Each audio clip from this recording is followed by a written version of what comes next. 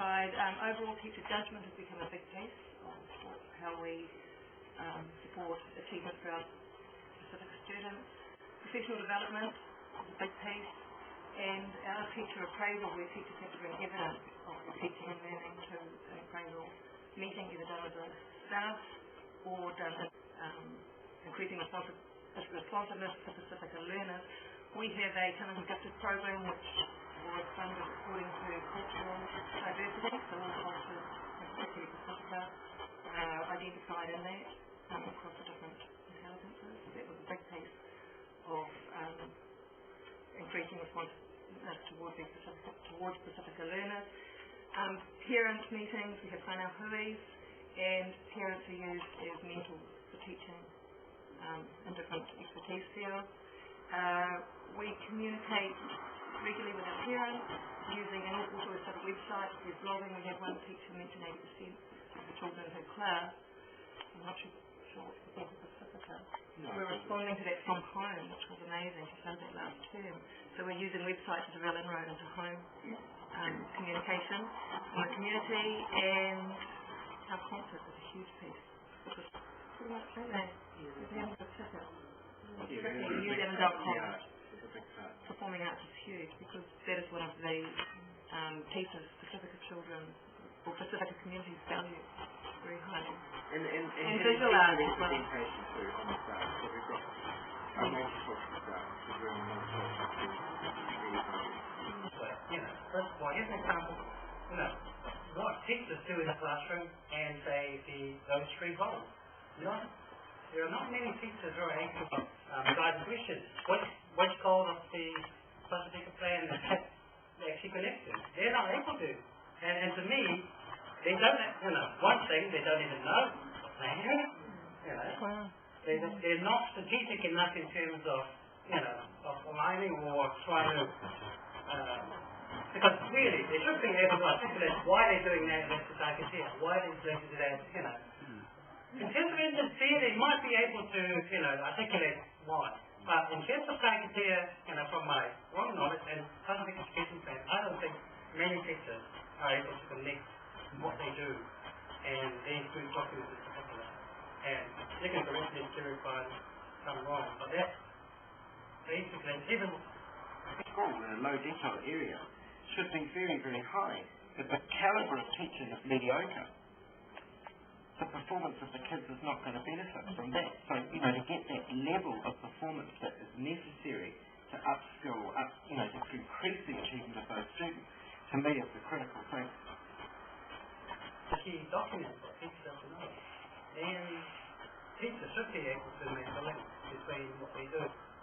Classroom practice, and it's all very well to get especially long-term. That's right. For instance, with e-learning, you can make it a requirement. We already make a requirement that in your long-term plan you have your achievement objectives of the links to the MDT and your key learning intentions and the links to the key competencies. We all do that every time. And so all teachers do that, and you've probably seen it yourself, they all do that link because that's what they're expected to do. So as leaders we need to expect them to also, in the long-term planning, in their preparation, make those links as well. And I think that's where it has to come from, if we're expecting to reference these documents.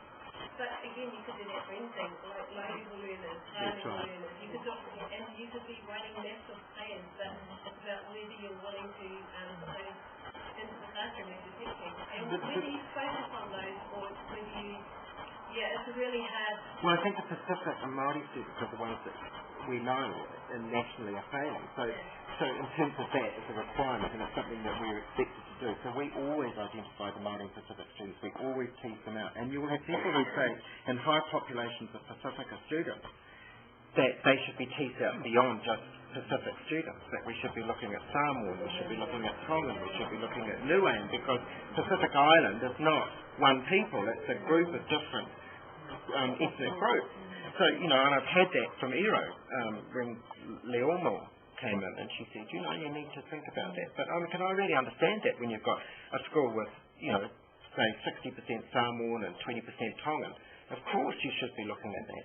But, you do need to actually look at those two groups, because otherwise you've got no real way of knowing whether they are failing or achieving, because they just become part of one group.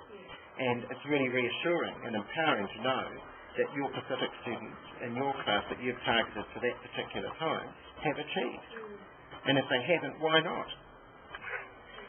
And that comes back to that question that you said, which is, why are you doing what you're doing? And if they say, well, I don't know, well, there's a real serious issue around that teacher. That's what I'd say. How well did they do? What I think you're saying, Kitty, as well, is that it has got to come from before. It's like, okay, well, this is what I'm going to teach.